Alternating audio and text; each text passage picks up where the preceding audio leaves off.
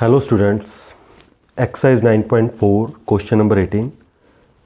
Question number 18 है हमारे पास, at any point x y a curve the slope of the tangent.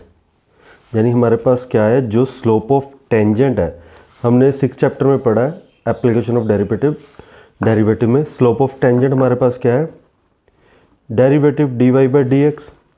Slope of tangent is twice the slope of the line segment joining the point of contact to the point -4 -3. Find the equation of the curve given that it passes through -2 and 1। यानी हमारे पास derivative क्या है, twice, और हमारे पास twice the slope of the line segment joining the point. The slope of the tangent is twice the slope of the line segment joining the point of the contact. जैसे हमारे पास ऐसे है, ये हमारे पास क्या है, कोई लाइन है, ये हमारे पास स्लोप है, ठीक है। इसका ये point of contact X Y, और एक यहाँ कोई पॉइंट है हमारे पास -4 -3। अब इसका यानी जो स्लोप ऑफ टेंजेंट है वो इसका क्या है, डबल है। यानी इस लाइन के स्लोप का क्या है, डबल है। Is twice the slope of the line. अब हम दो पॉइंट में स्लोप कैसे फाइंड आउट करते थे, y2 - y1 upon x2 - x1। इसे हम x1 y1 लेट कर लेते हैं, इसे x2 y2 लेट कर लेते हैं, तो हमारे पास क्या आ जाएगा, y - 3। तो यहाँ हमारे पास क्या हो जाएगा, y + 3, और स्लोप क्या आ जाएगा, x + 4। तो यहाँ हम वैल्यू क्या फिल कर देंगे, y + 3 और x + 4। ठीक है, ये हमारी सिंपल डिफरेंशियल इक्वेशन बन गई। अब इसे वेरिएबल सेपरेट करके सॉल्व करना बिल्कुल ईजी है।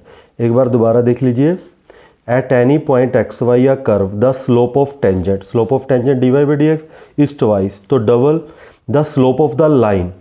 कौन सी लाइन का, इस लाइन का स्लोप जो टच कर रही है और कौन से पॉइंट से पास हो रही है, -4 और -3। तो यहाँ हमने स्लोप का फॉर्मूला लगा दिया। अब हमने इस पे वेरिएबल सेपरेट करने हैं, ठीक है। तो यहाँ हमारे पास क्या आ जाएगा, y वाले एक तरफ dy और x वाले एक तरफ dx। अब integrating both side, integration both side, तो यहाँ हमारे पास क्या जाएगा, log of y + 3 2 log of x + 4 + c। ये हमारे पास जर्नल सोल्यूशन आ गया। लेकिन इन्होंने बोला है पर्टिकुलर सोल्यूशन फाइंड आउट करना है, x किससे पास कर रहा है, -2 और 1 से। एट द पॉइंट कौन सा है, -2 और 1। यानी x की वैल्यू -2 पुट करनी है और y की वैल्यू 1। तो c की वैल्यू फाइंड आउट करने के लिए y की वैल्यू 1, तो 3 + 1 4 हो जाएगा, और x की वैल्यू -2, तो -2 + 4 क्या हो जाएगा, 2। ठीक है, तो c की वैल्यू हमारे पास क्या आ गई, log 4, और यहाँ m log n की प्रॉपर्टी हो जाएगी log 2 की पावर 2c। तो log 4 के साथ log 4 कैंसिल, तो c की वैल्यू क्या आ गई हमारे पास, 0। अब c की वैल्यू हम यहाँ फिल कर देते हैं, तो हमारे पास क्या आंसर आ जाएगा, log of y + 3 2 log of x + 4। अब c की वैल्यू हमारे पास क्या है, 0। तो यहाँ हमारे पास आ गया log y + 3, और यहाँ फिर प्रॉपर्टी लग जाएगी log की, तो x + 4 का स्क्वायर। अब log के साथ log कैंसिल, तो हमारे पास क्या गया, y + 3 x + 4 का स्क्वायर। ये हमारा आंसर है, पर्टिकुलर सोल्यूशन। अब ये हमारे पास कौन सी इक्वेशन बन गई है, ये पैराबोला की इक्वेशन बन गई है, x² = y। तो ये था हमारा 18th क्वेश्चन। अब चलते हैं क्वेश्चन नंबर 19 पर। क्वेश्चन नंबर 19 है हमारे पास, the value of a spherical balloon being inflated change at a constant rate if initially its radius is 3 unit. मतलब स्टार्टिंग में उसका रेडियस जब टाइम 0 तो 3 यूनिट, एंड 3 सेकेंड बाद उसका रेडियस क्या हो गया, 6 यूनिट। हमने इसका रेडियस फाइंड आउट करना है आफ्टर t सेकेंड्स। यानी ये क्वेश्चन ऐसा जैसा हमने 6 चैप्टर में किया था एप्लीकेशन ऑफ डेरिवेटिव में, ऐसा ही क्वेश्चन है। तो स्टार्ट करते हैं। पहले तो देखो रेट ऑफ चेंज क्या होता है, रेट ऑफ चेंज क्या है, rate of change in volume, ठीक है, ये डेरिवेटिव होता है, rate of change in volume. अब क्या चेंज हो रहा है, रेट ऑफ चेंज, तो इसे हम कांस्टेंट लेट कर लेते हैं, तो रेट ऑफ चेंज मतलब वॉल्यूम में चेंज है with respect to time, time की तरफ से, और इसे हमने कांस्टेंट सेलेक्ट कर लिया E, और ये हमारे पास डिफरेंशियल इक्वेशन बन गई। ठीक है, तो डिफरेंशियल इक्वेशन बन गई। अब हमने प्रॉपर वैल्यू फाइंड आउट करनी है। ये टेबल जरूर बना लो। जब हमारे पास टाइम 0 है, इन्होंने बोला स्टार्टिंग में रेडियस कितना है, 3 यूनिट है। जब टाइम 0 है तो रेडियस कितना है, 3 यूनिट है। जब टाइम 3 है तो रेडियस क्या है, 6 यूनिट है। अब हमने फाइंड आउट करना है जब टाइम t है, टाइम को t लेट कर लेते हैं तो रेडियस हमने फाइंड आउट करना है, क्योंकि ये इक्वेशन से ही हम कांस्टेंट की वैल्यू फाइंड आउट कर पाएंगे। तो पहले तो हमारे पास ये डिफरेंशियल इक्वेशन बन गई। अब वेरिएबल सेपरेट करते हैं। ये k तो कांस्टेंट है, तो ये हमारे पास आ जाएगा dv k dt, integrating both side, तो ये हमारे पास आ जाएगा v k t plus c। अब वॉल्यूम ऑफ स्फीयर हमारे पास क्या होता है, स्फीयर का वॉल्यूम है 4/3 पाई आर क्यूब। अब हमने k और c की वैल्यू फाइंड आउट करनी है, ये दोनों कांस्टेंट है, और ये हमारे पास इक्वेशन दी हुई है 0, 3, t 3 और 6। तो पहले हम इक्वेशन यूज़ करते हैं t 0 और r 3। ठीक है, यानी टाइम 0 और r हमारे पास क्या है, 3। ठीक है, ये इक्वेशन नंबर 1 है। तो t 0 और r 3, यहाँ 3 पुट करेंगे तो 4/3 पाई, r का क्यूब 3 का क्यूब। अब t 0 तो k भी 0 हो जाएगा, c। अब ये 3 कैंसिल, यहाँ स्केयर आ जाएगा, 3 का स्केयर 9, 9 इंटू 4 36। तो c की वैल्यू क्या आ गई, 36 पाई। अब c की वैल्यू यहाँ साथ ही साथ में फिल कर देते हैं। ठीक है, c की वैल्यू हमारे पास 36 पाई।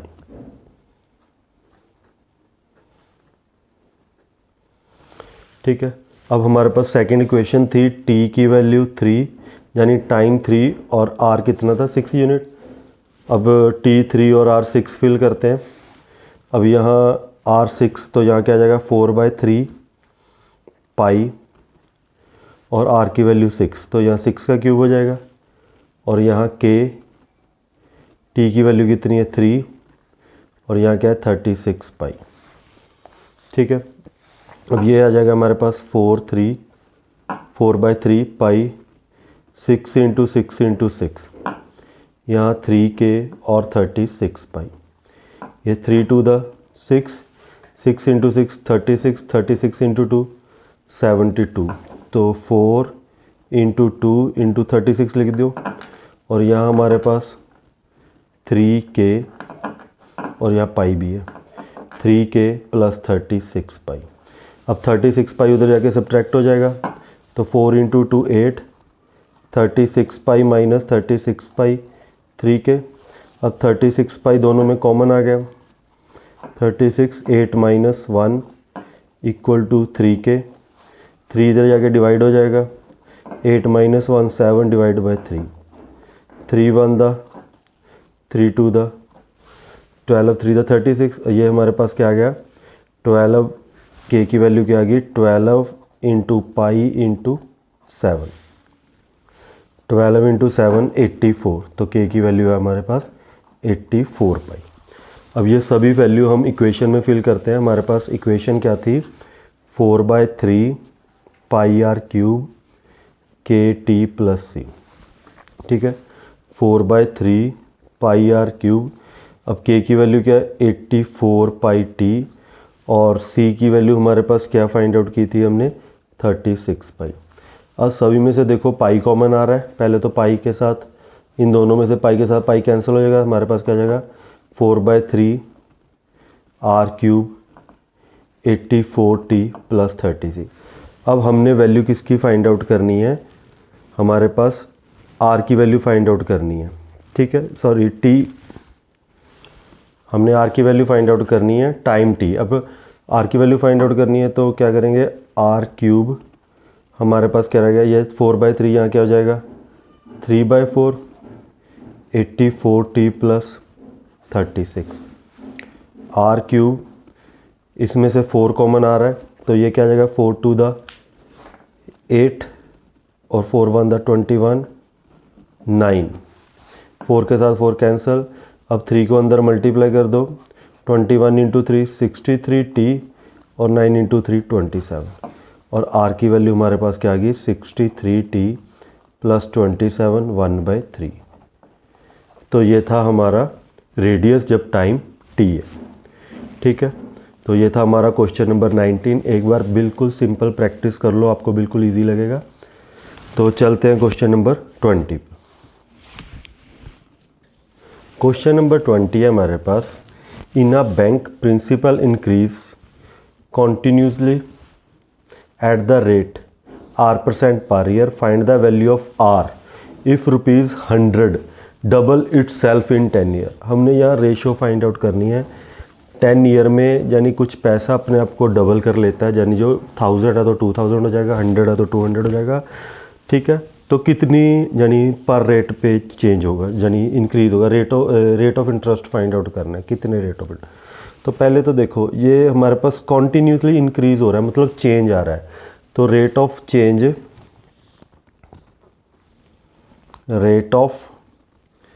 चेंज ऑफ प्रिंसिपल अमाउंट, यानी जो हम स्टार्टिंग में जमा करते हैं। ठीक है, प्रिंसिपल वैल्यू, इसे हम पी लेट कर लेते हैं। तो ये क्या रेट ऑफ चेंज क्या हो जाएगा dp/dt। अब rate of change according to question rate of change हो क्या रहा है, रेट ऑफ चेंज हो रहा है r%। किस पे हो रहा है, हमारी प्रिंसिपल वैल्यू पे। ठीक है, रेट ऑफ चेंज क्या हो रहा है, principal value increase continue at the rate of r% per year. ठीक है, तो हमारे पास dp/dt r% है तो r/100 इंटू पी। ठीक है, तो यह हमारे पास अब r कांस्टेंट है, यहाँ p फंक्शन है, टाइम हमारे जिस टाइम पे चेंज हो रहा है। तो वेरिएबल सेपरेट करते हैं पहले, 1/p dp r/100 और dt। Integrating both side 1/p की इंटीग्रेशन log ऑफ p और r100 t प्लस c। अब देखो इन्होंने बोला यानी हमारे पास डबल होना चाहिए, कितने साल में, 10 साल में। हमने स्टार्टिंग में पैसे जमा कराए, यानी जब टाइम 0 था तो प्रिंसिपल वैल्यू 100 थी, अब टाइम 10 है तो प्रिंसिपल वैल्यू डबल है, यानी 200 है। अब इसकी हेल्प से हमने कांस्टेंट r और c की वैल्यू फाइंड आउट करनी है। तो पहले हमारे पास t0 और p100 है, t0 और p हमारे पास क्या है 100। अब t0 है log ऑफ 100, t0 है तो हमारे पास c की वैल्यू क्या आ गई log ऑफ 100। ठीक है, c की वैल्यू हमारे पास log ऑफ 100। अब सेकंड इक्वेशन क्या है, t10 और p2 200। अब यहाँ हम t की वैल्यू क्या फिल करेंगे 10 और p की वैल्यू 200।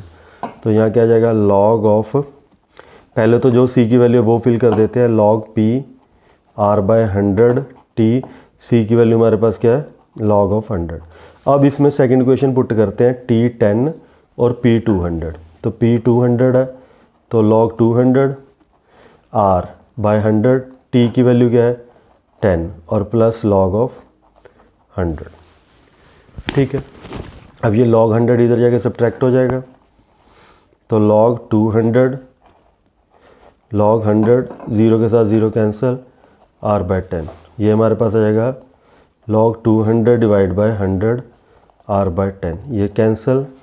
तो ये आ गया हमारे पास r की वैल्यू क्या आ गई log ऑफ 2, ये डिवाइड बाय 10 और r की वैल्यू आ गई हमारे पास 10 log ऑफ 2। ठीक है, r की वैल्यू हमारे पास 10 log ऑफ 2। अब log ऑफ 2 की वैल्यू हमें क्वेश्चन में गिवन है, log ऑफ 2 की वैल्यू कितनी है 0.6931।